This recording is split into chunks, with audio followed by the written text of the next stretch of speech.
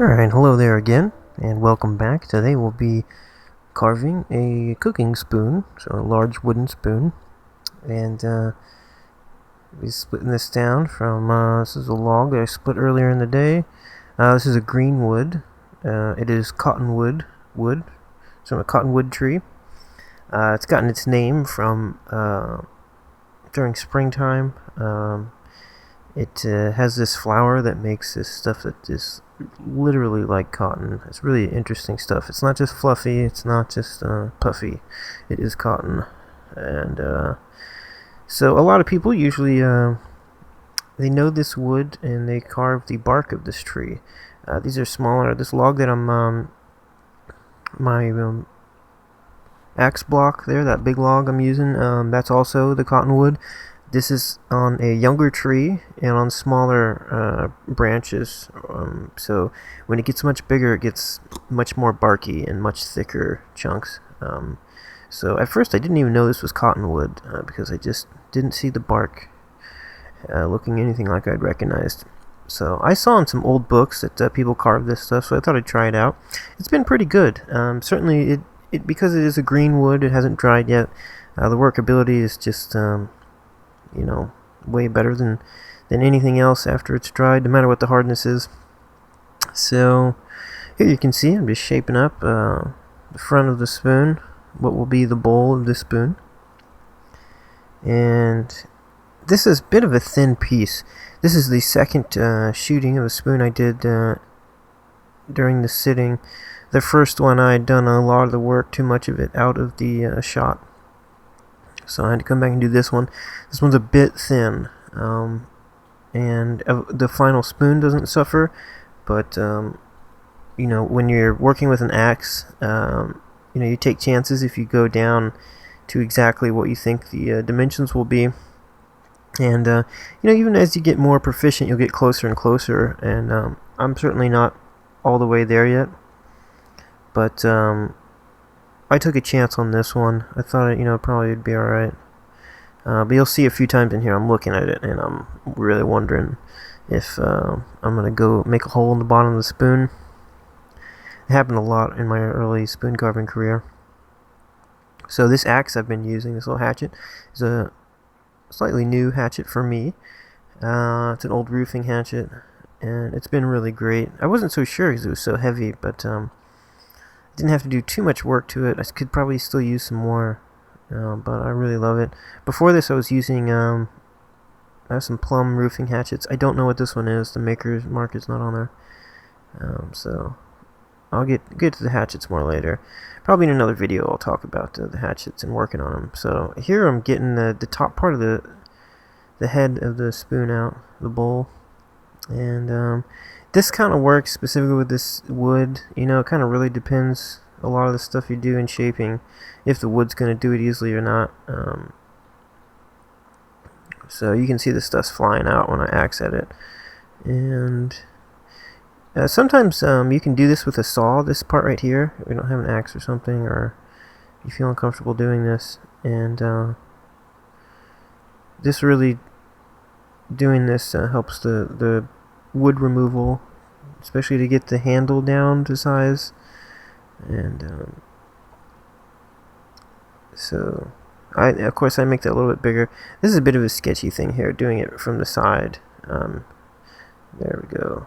Do it from the top there. And you saw there I started at the bottom and worked my way up with those cuts, and that's a good idea because it'll keep the tool from getting wedged into the wood. And you saw there I'm prying at the wood when there's a chunk there. Oh, there, I got a big chunk off there. That's nice. You'll see I'll pry it off. Let's see if I'll do it there. No, okay. So you don't want to get the hatchet stuck in the wood because basically I'm in a pretty safe position right here, but when you're doing smaller stuff, the spoon will raise back up with it, with the axe, and it will move your hand out of position too because it's holding the spoon, and it just can cause for a kind of risky situation. So that's why you start with a few cuts to make a big one, or you pry the wood out. Some woods will need more prying and more caution than others. So I also use very small cuts, and I do a lot of like a kind of a whipping motion. So I'm not using my whole arm, and when my elbow does go into it, again the elbow goes, and then my wrist whips the axe in a kind of circular motion, where the pivot of that circular motion is where my hand is, as opposed to at my elbow, and using the axe as part of it. So here I go. Don't always use an adze for spoons. It is a little sketchy. It's really sketchy, especially with this one that's so big. But you need a large adze for it to work. But you can see how helpful it is on removing some of that first wood. That wood, even when you don't have a lot to remove, it's the hardest to get out with your spoon knife. So this does wonders for the amount of time. But sometimes when I do this, I ruin the spoon, so it's not a huge time saver then. And I'm not real clean with this at this point, and I kind of, in all of my axing and spoon work, I try to be at a safe distance away. I'll sacrifice it looking clean and nice for the survival of the spoon. So if you watch some of the older spoon carving videos, like the Swedish woodworking video that has a spoon carving man in it, he uses an adze, but he just gets the whole thing out of there. I've only had this adze for like maybe 20 spoons, so not super proficient with it yet. I'll be interested to see down the road how it'll start to look. So if you didn't see my other spoon carving video, I was talking about some of the other great spoon carvers that are out there that you should check out, and that Swedish woodworking one is great. You can find that on YouTube. And there's also the Romanian spoon carver. I forget his name. Starts with an I think. Anyway, he's great. And there's also Barn the Spoon, and there's Robin Wood. Barn the Spoon is really good, but he's a little too good to learn from, but you should still check it out. So you can see here I'm just kind of hacking out this stuff. Keep in mind this is a very large spoon. It's unnecessarily large for sure, and that happens a lot in spoon carving. We tend to make the bowl of the spoon way too large and way too deep for any kind of practical cooking, and that's okay though. Sometimes you need to fish an entire boiled potato out of a pot, so they'll come in use. I mean, really, most of the stuff you use your wooden spoon for in cooking, these cooking ones, it's pasta or something, and you could probably be using a stick, so it doesn't really matter what it looks like. So I'm checking there to make sure I'm not going to go through the wood. You want to keep doing that, and especially if you're going to sand later, or even without sanding, you're going to smooth it out later and need to work more later, or you make a mistake. You want to leave yourself some room there. And on the top there, towards the nose of the spoon, there was I split it a little bit. I don't know if you can see it. I think with the adze, it's also just because it was a thin piece to start with. And so what you do when that happens, when you kind of make a mistake there, is you basically just bring down how deep. You bring down the outside of the spoon, and so it's not as deep.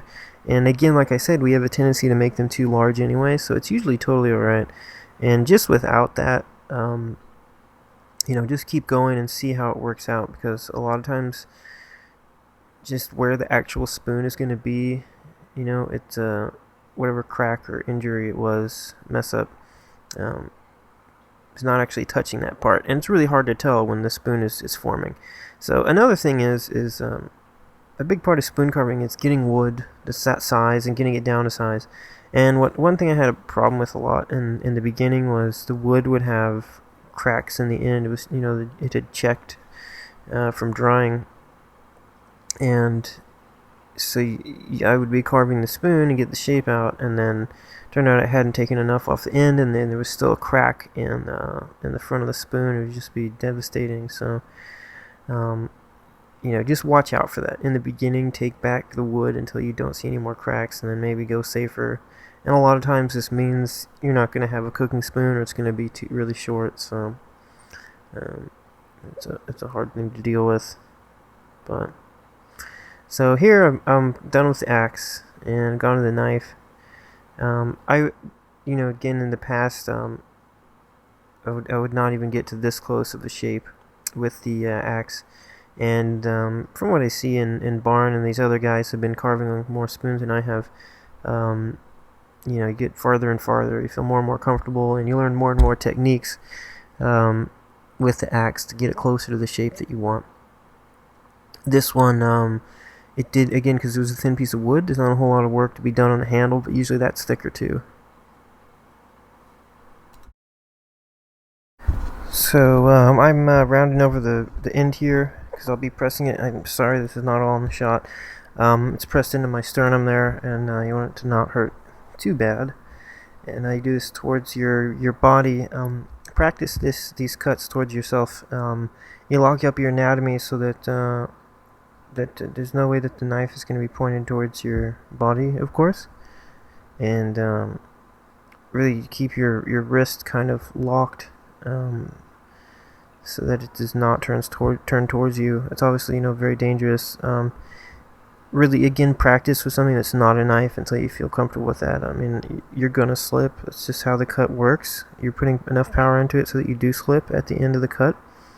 So make sure you know what you're doing with that. So here I've got the using the curved knife, especially on that sweet part of it there. All of the spoon carving after this point is really just kind of shaping and spending time rounding things out and getting them a little bit thinner with smaller cuts. And you can see there, you can get that sweep cut with a straight knife if you go to the thinner part of it. It doesn't work quite as well though. You can see with the upswept knife, it really just glides on through there, doing a sweep cut. And I would recommend aiming for that kind of shape where the bowl meets the handle. I've seen a lot of the spoons on YouTube. They look like long-handled scoops. The bowl is usually too small, but it's too deep as well. It's just like a circle. Looks like half of a sphere, and then it's just a stem sticking out of it. So one of the issues with that is that I've had people, when I've done them before, not like that, but just when there's no gradation into the handle, then people ask if it's glued on, and you don't want them to think that.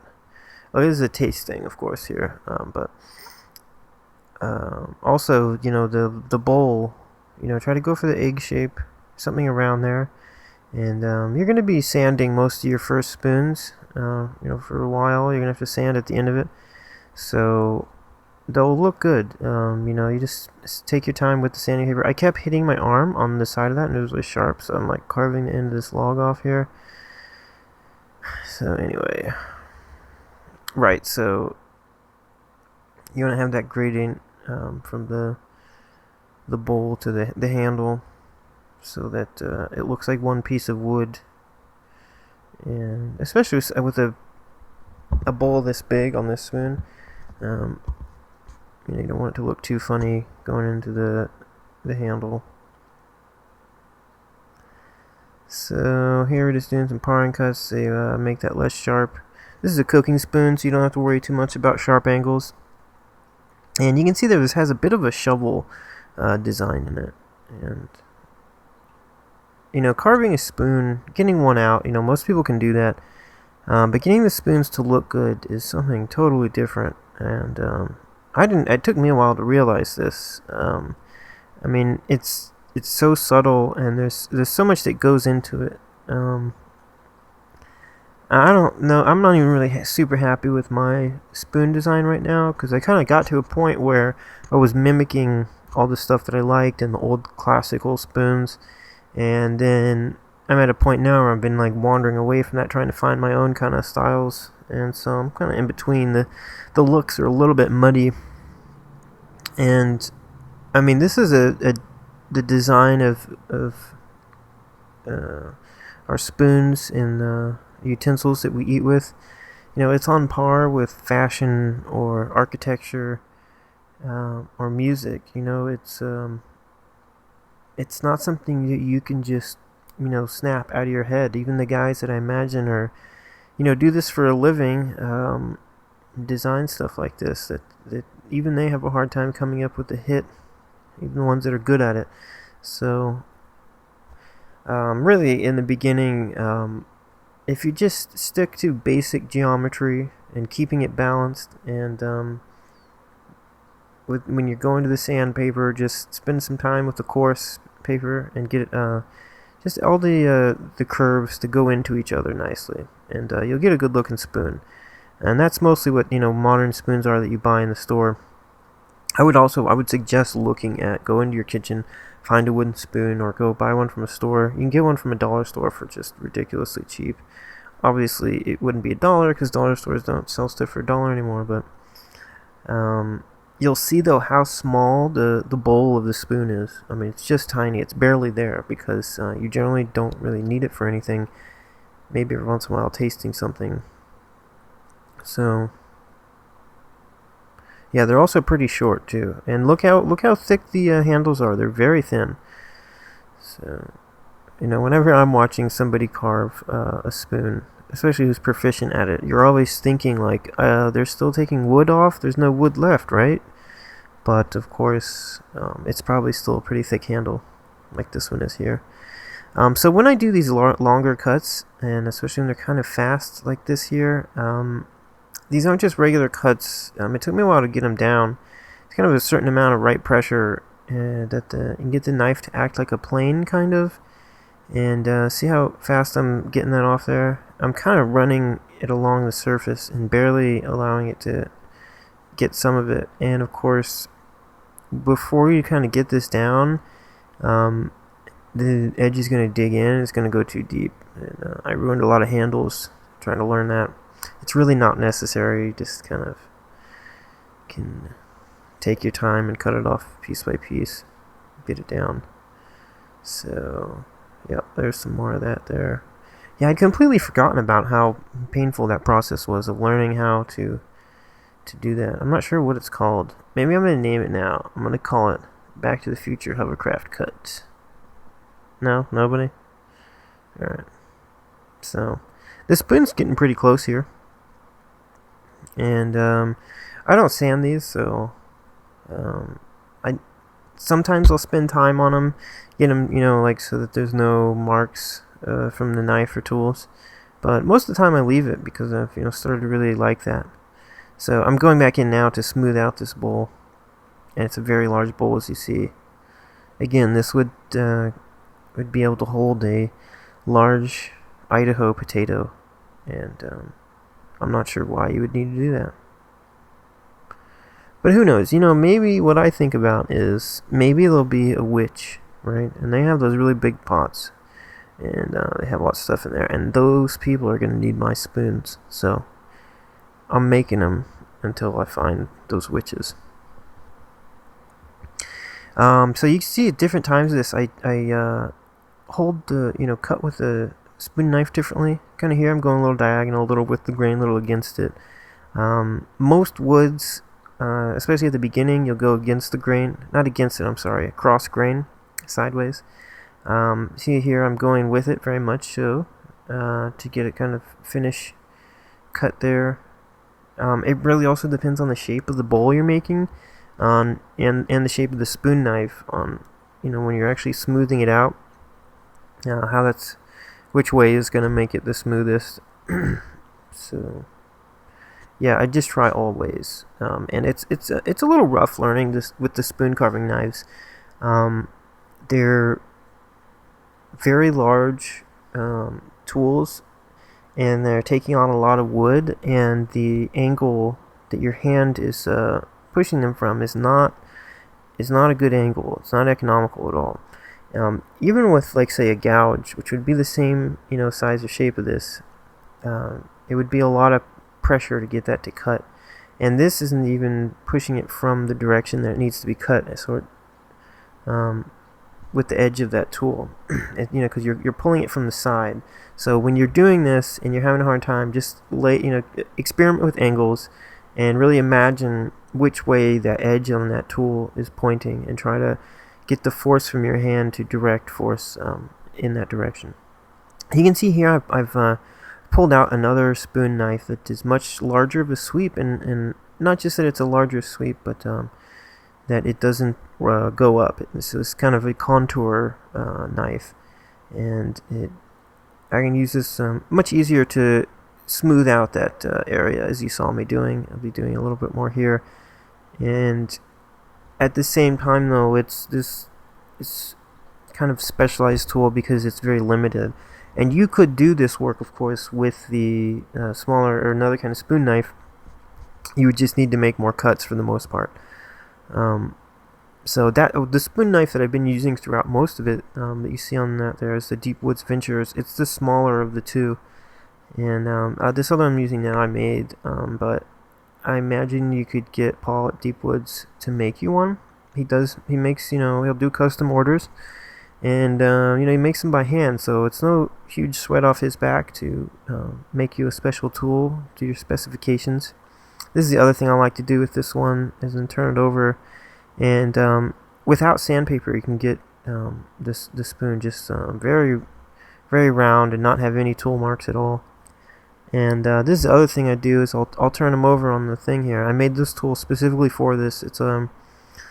This is a left-handed, and it's not even quite a spoon knife, but it's curved. And I made a left-handed one so that I could have it in my right hand, but turn it towards me, because my other spoon knives are right-handed for paring cuts. So I know that's in my right hand and I'm pulling it towards me, but it's upside down, which means never mind. So yeah, I made that one specifically because I couldn't get all the angles within the spoon knives I had, and with turning them upside down. And I really like to sometimes spend time making them really smooth, so that's what I made that one for. Because see, you can go the other way with the right-handed one, but it just gets really awkward in some places on the spoon. So all this again you can do with even a straight knife. You would just slowly rotate it, the spoon, while you're making those strokes, and get pretty smooth that way as well. So this spoon is about done here. Oh, I'm gonna make this sweep a little better here. There we go. And oh, that battery kept dying at the end here. It was so frustrating. I would be carving for like 3 seconds and then have to go turn it back on again. So you guys really don't need a whole lot of other information though. After this is done, I'll because it's a green wood, I'll put it in some rubbing alcohol and put it in a paper bag so that it'll slowly release the water and the alcohol. Leave it in there for a few days, check on it, and then maybe take it out of the bag after about 3 days, and let it dry until it doesn't smell like alcohol anymore. And then I'll heat up some walnut oil, and if somebody's allergic to that, then I would use a mineral oil, food safe mineral oil, very specifically food safe.